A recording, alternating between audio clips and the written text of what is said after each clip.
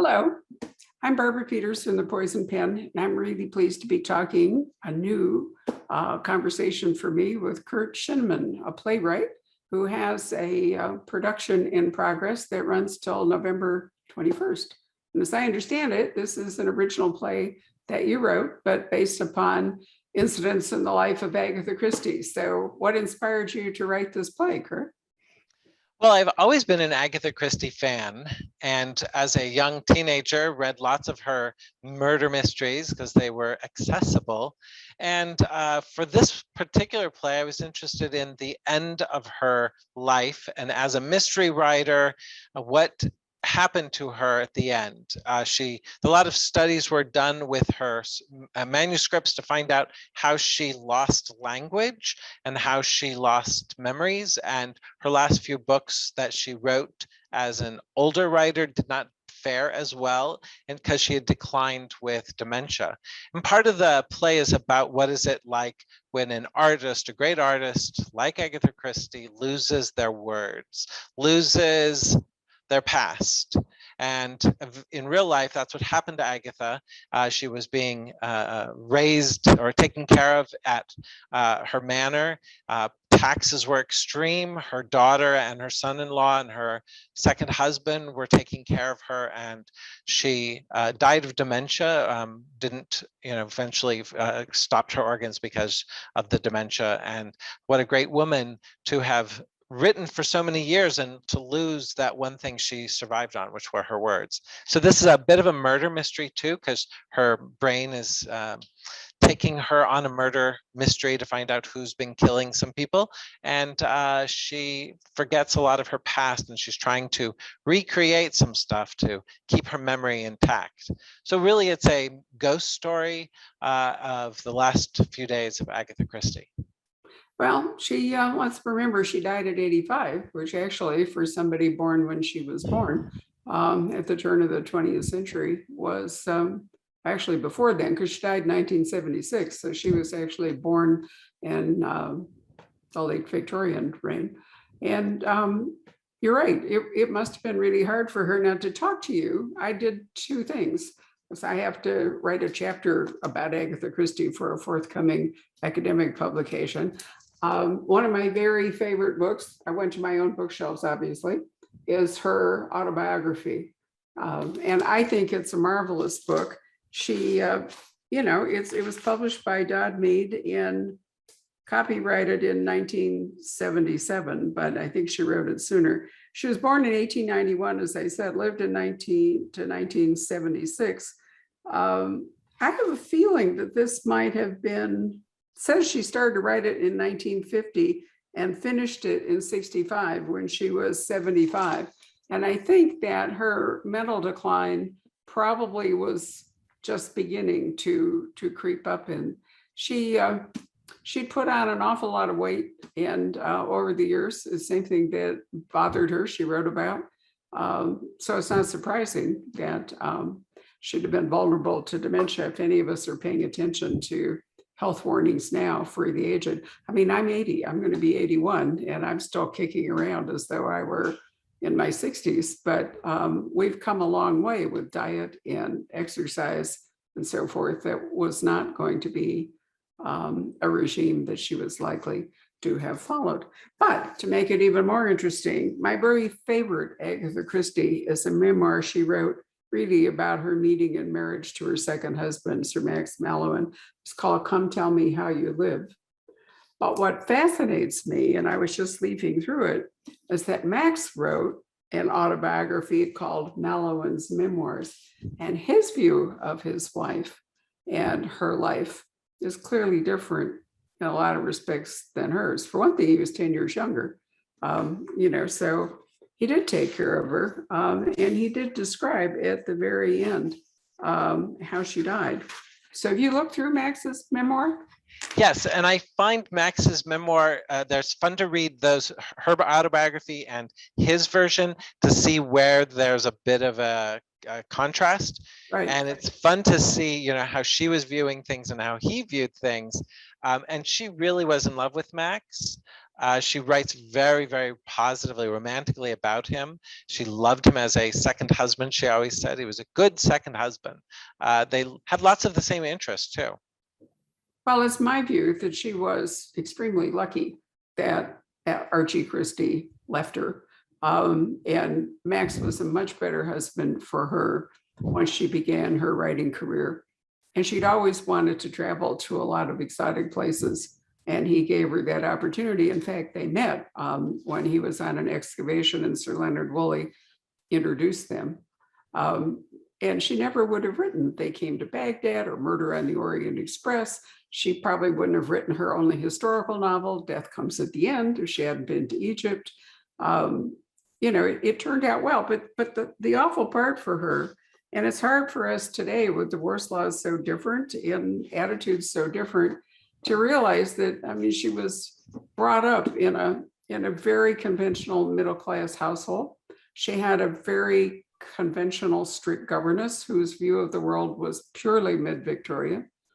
And regardless of how she felt about Archie after 11 years of marriage, it would have been devastating for her to be left for another woman and to be divorced, however much she didn't really care about him anymore. It's hard to say whether she really did or whether she just couldn't overcome the bounds of convention. What do you think?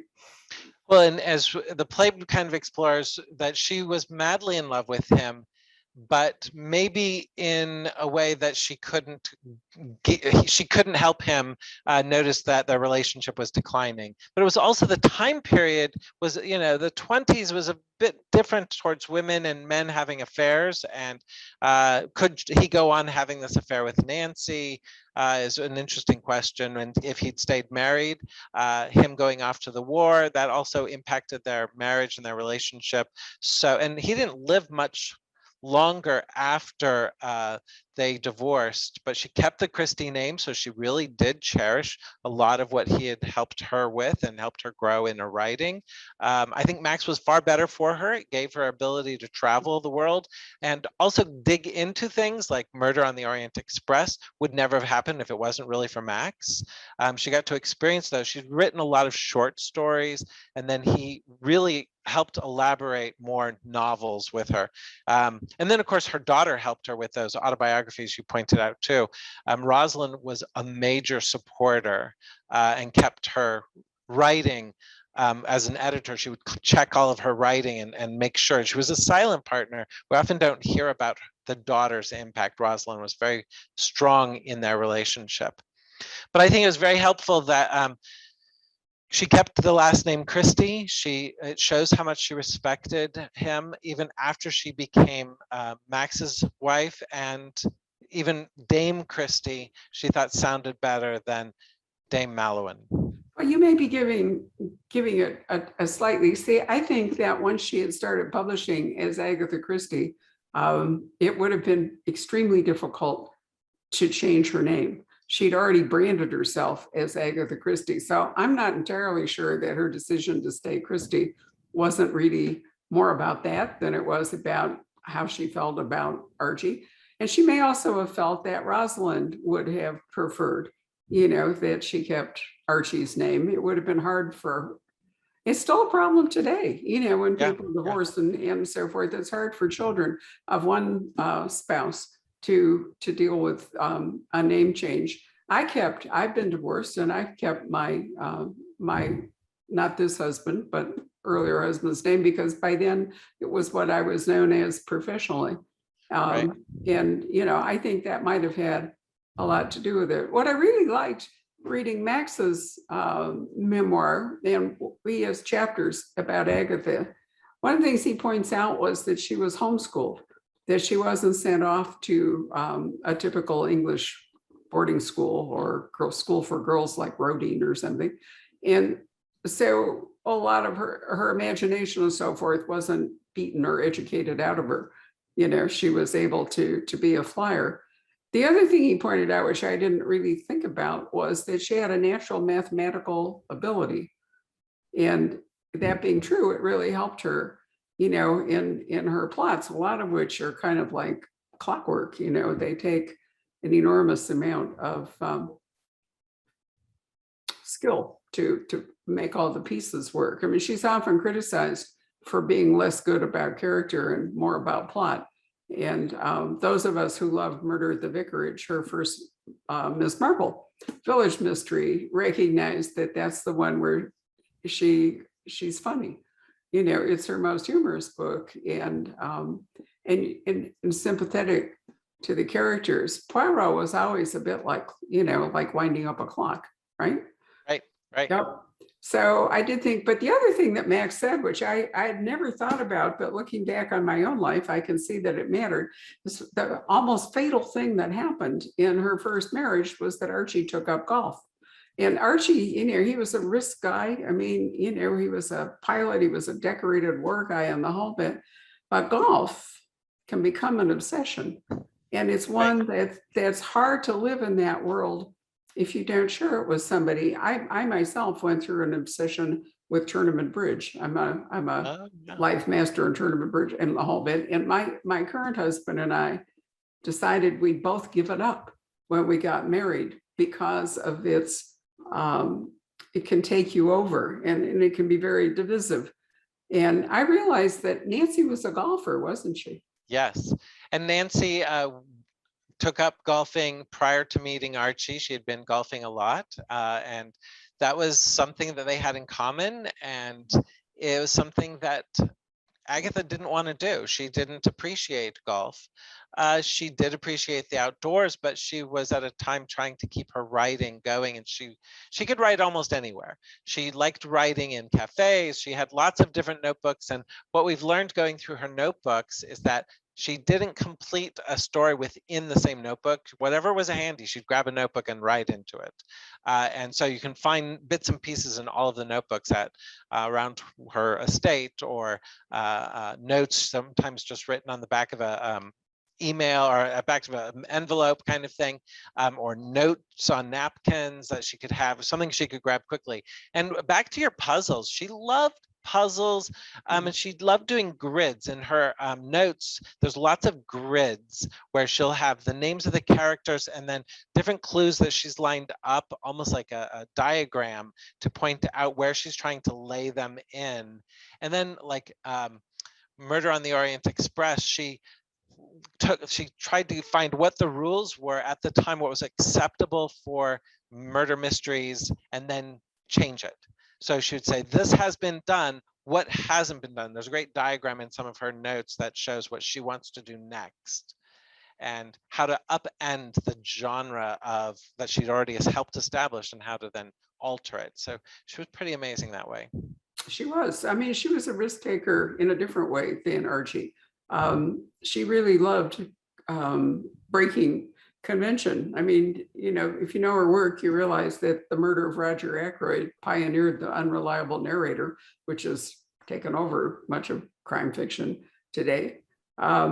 She loved sort of locked room mysteries. I mean, really, Murder on the Orient Express or Death on the Nile are variations on an English country house murder, in the sense that where the murder takes place, the scene is contained. It's on a train or it's on a tour boat of the Nile. And so only the people on the train or on the boat, or if you go to Hercule Poirot's Christmas, which had a different name, which I cannot remember, which is her country house Christmas murder, only the people there, one of them has to be the murderer. And, you know, that's a classic form that has been extended to, can be a murder at a theater. Rex Stout wrote a Nero Wolfe, in which it's a banquet, and only the guests and the waiters in the banquet room, you know, could have done it. But she really loved pioneering. The only, you know, among the Golden Age writers, Dorothy Sayers only really wrote one book that was kind of Christie's, called Five Red Herrings. And that one depends upon railway timetables. If you read it, it's not as well done as a Christie. I think in many ways it's her weakest book. She was much more interested in character and less interested in puzzles. I mean, Gaudy Night, her third of her Harriet Vane trilogy, is really one of these dark academia books like Donna Tartt wrote, you know. Right. but they were very different. And that's one reason people tend to line up with Sayers, or they tend to line up with Christie. And then there were other wonderful people like Josephine Tay, who was all about reputation, Marjorie Allingham and Mr. Campion, who was eccentric, and she liked the unusual, sometimes with an almost paranormal feel to it, whatever.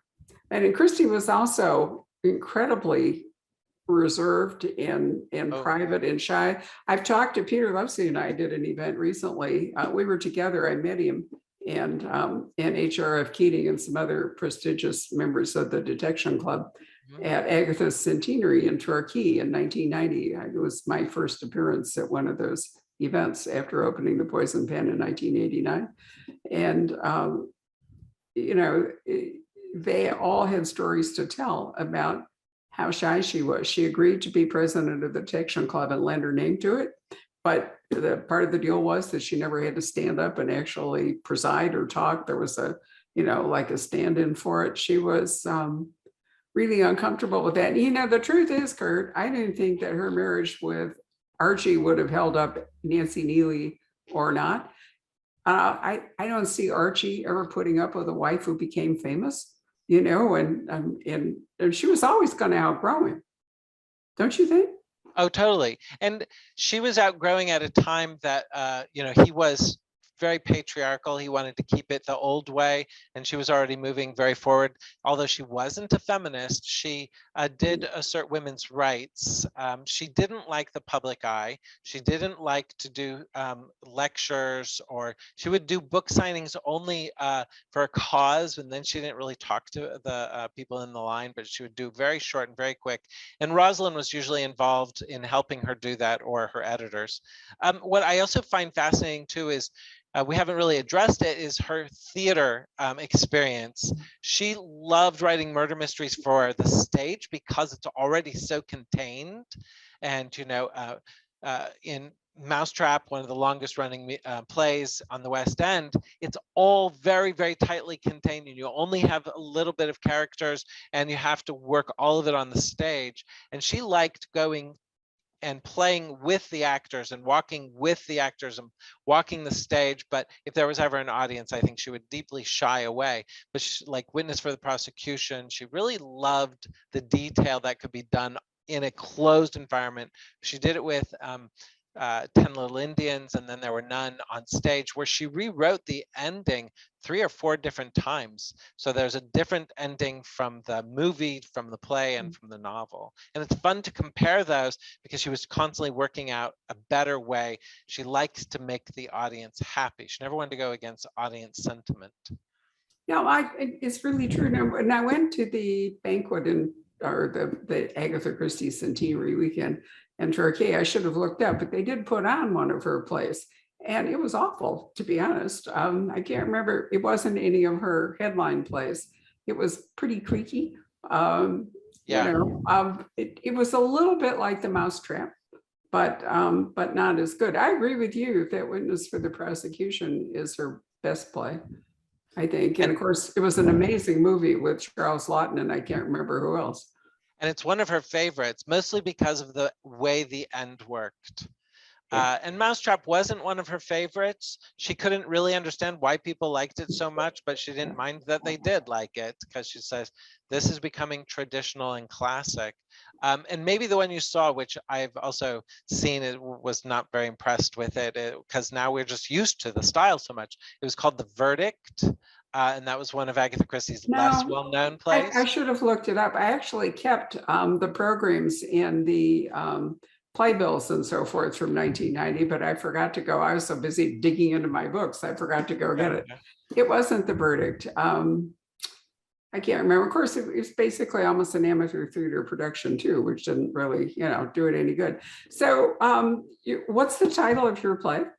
So the title is The Mysterious Disappearance, since she disappeared when she was, when she found out about Nancy and Archie. She ran away for a few days and then reappeared. But it's also more about her current disappearance with dementia and how words are disappearing, how her relationships are disappearing, and disappearance of her memories. So she's trying to get that autobiography that you showed. She's trying to get the revisions to it done so that they can get it mailed out. She had a high productivity she tried to keep to book a year, print another book every year. That was a lot. I mean, if you think about it, she did 80 publications. And that's hard, especially when they had a series of books that would always come out at Christmas. And it was through the book club. And we'd get these beautifully bound books from HarperCollins, and they're beautiful. And she wanted to just get them out. And so she was always working on a new one. So you didn't get a lot of time. And she didn't have help like some of the writers today who have lots of people writing sections of the story. She was the only one who'd write it. So, well, that's true. In fact, in his memoir, Max points out that, they put aside a room for her on one of the archaeological digs, and she would just pound away on the typewriter. I mean, she would write it straight off. And she wrote, "Come Tell Me How You Live." I looked up the copyrights, 1946. That was renewed in 1974. So this book she wrote when she was really at her prime. And, memories would have been intact. The autobiography, as we've already said, she worked on for a lot of years and finished it when towards the end of her life. I mean, I always think of her, her childhood, a lot of it was on a very private property. And, I always think of her as kind of at the bottom of the garden, playing makeup games and all. I mean, it really fostered her imagination, and not having to go to a formal school, but being educated with her mother allowed her mind really to, run free and develop. So it looked to me as though this play has been produced before, maybe at the Phoenix Theater, and this is a new production. This is actually the first full production at Phoenix Theater. We had a workshop, so we didn't have a set, we didn't have costumes. It was a reading. They had the scripts in their hands, and this is a full production, totally, fully memorized, fully mounted, with lights, all that kind of jazz, all the theatrical components. And we do touch on a lot of those Christie elements we've kind of spoken about.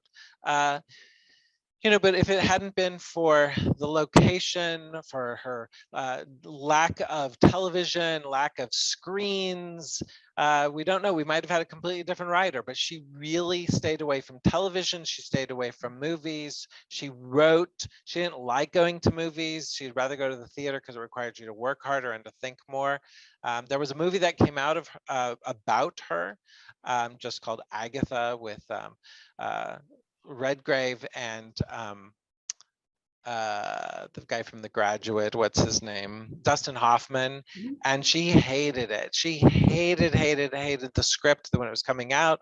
The estate didn't like it. Rosalind didn't like it. So they even tried to stop that production because they just didn't want a movie made of her life and her disappearance. She was slightly embarrassed about the time with Archie and how he was having an affair against her, and that bothered her. So she didn't really like talking about it. And that question always came up.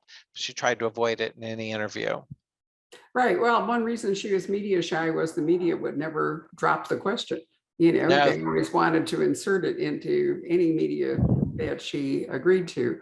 And she hated that. So I can certainly understand why she would feel that way. I mean, I've never thought that she set out deliberately to punish Archie. I don't think she was that kind of person. I think she probably genuinely was so distressed it was a fugue that that she fell into. And I really resent there are a number of books that have come out. Marie Benedict wrote one called The Mysterious Mrs. Christie or something.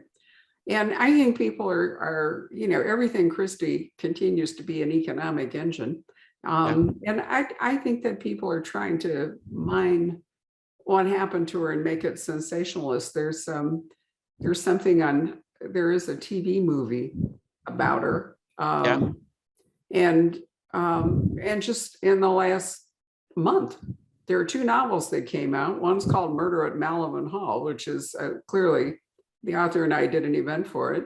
And she acknowledges that Mallow and Hall, she made it up because it had to be a big country estate in order to have the cast of servants for the sort of upstairs, downstairs kind of a plot that she wanted to write. And Agatha is really hardly ever there. So, it's not that much drawing. It's just cashing in on the Christie name, so to speak. The other one is called Murder at Greenway, which is the name of Agatha and Max's country estate in Devon on the Dart River, which I got to visit when Rosalind and her husband were still living there. So that was really interesting. Matthew Pritchard was our guide, he and his wife. And it now belongs to the National Trust, but it was still a family home when I visited it. And it was, in fact, taken over during the war twice, once by children, evacuees, and then again by American servicemen who left behind a mural. I thought it was in the dining room, but I think I'm wrong. I think it was in the library. Anyway. And it's a gorgeous house. It's beautiful. Yeah, it is. There's a wonderful photo of it here in Max's book. And I have a picture I took then of Catherine Aird, who was chairman of the Crime Writers Association in 1990, welcoming us all into Greenway with Rosalind standing over here. And her husband was out in the garden because that was his thing, right? He's a real gardener. And, I remember it very clearly. I'm trying to remember if Greenwife Agatha had said something once about, how she wrote just to be able to afford the house. Yeah, the taxes on that house were enormous and they almost lost it twice. Yeah. And what I also love about Rosalind, and since you've actually met the real Rosalind, we had to, we couldn't do some of the things that Rosalind is really known for, but that was the 70s. She was a big smoker. She liked to smoke a lot. Yeah.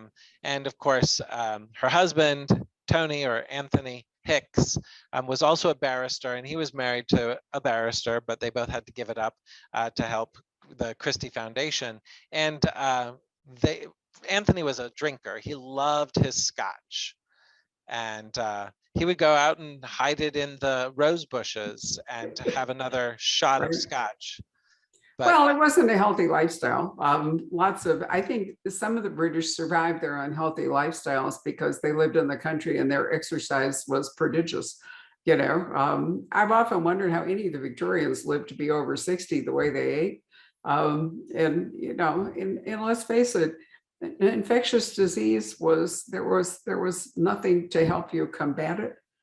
People died constantly of stuff that today antibiotics cure. It's the fact that Agatha Christie went to truly unhealthy places with Max, where anything could get you, and traveled in those kinds of circumstances. She survived 2 world wars. She survived the influenza epidemic that killed more people than COVID.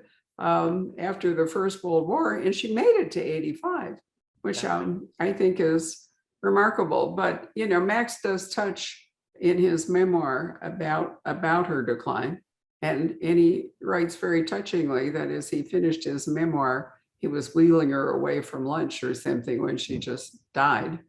And you're right that it was a care situation, and being a caregiver, we now know, for people, adults who are disabled, whether physically or mentally, is an incredibly taxing job.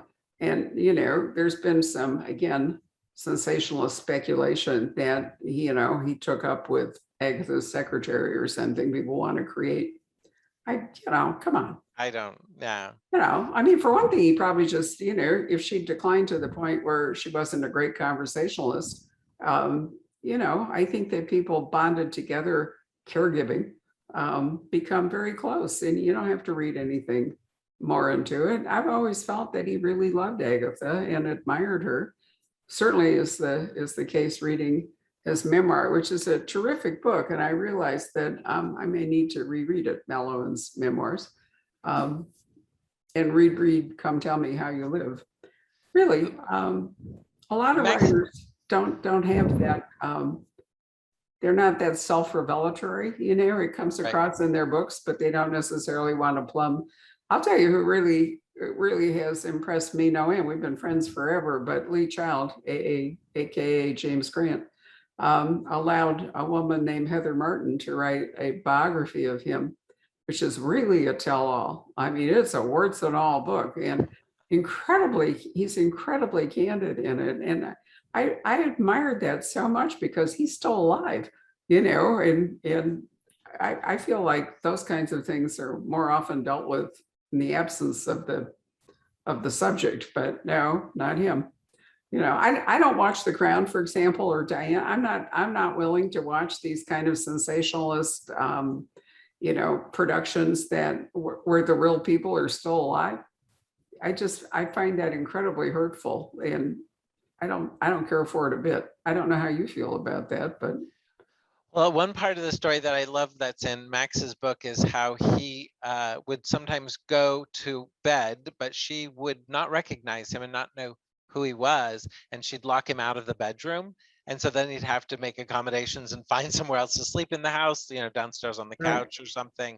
And he said, you just learned to deal with those things as she was declining. The hardest thing he said was watching her get smaller because of her aging. She was heavy, but then she started getting very, very small because she wasn't eating well, and it was just hard to get her to eat. And I think Max truly loved her very, very much and did a lot for her. Because they were kind of out there in the boonies, really, if you look at the maps and look where their house was. So they were pretty well secluded. So to go and get pharmaceuticals or to go into town for groceries, it was a big effort. Right. Well, I mean, he stuck with her till the end. And so you have to admire that. I don't think Archie would have been a great caregiver.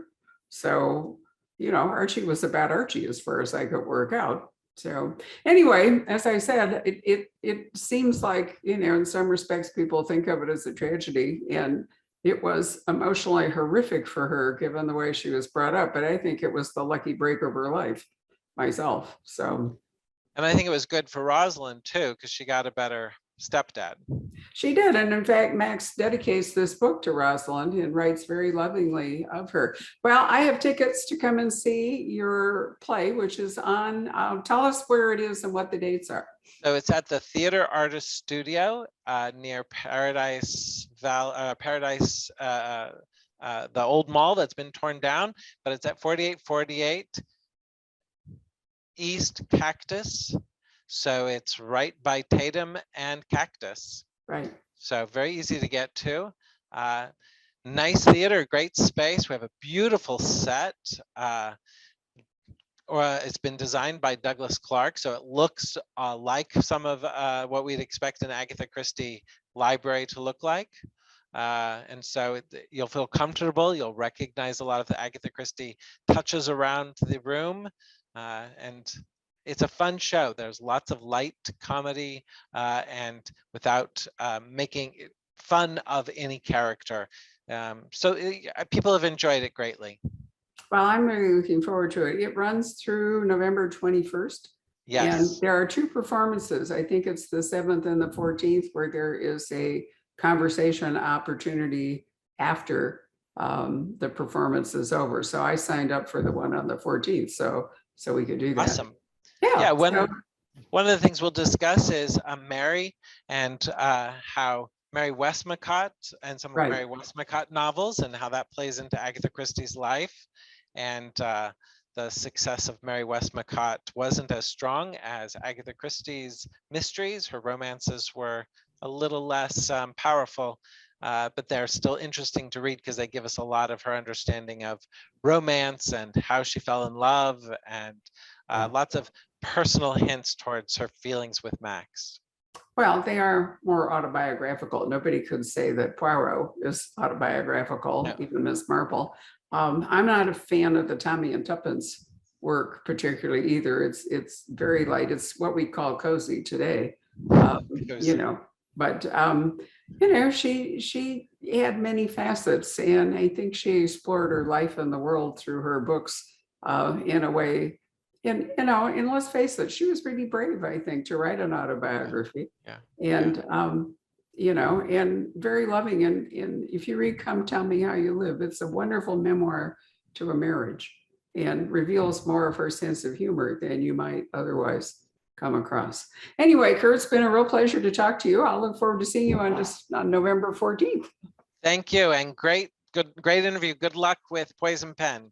Thank you so much. We're in our 32nd year, so yep, we're going well. I'm giving it to the staff. That's my exit strategy. So it'll be around for a long time. They're a great bunch. So anyway, looking forward to meeting you. Bye. Thank you. Bye-bye.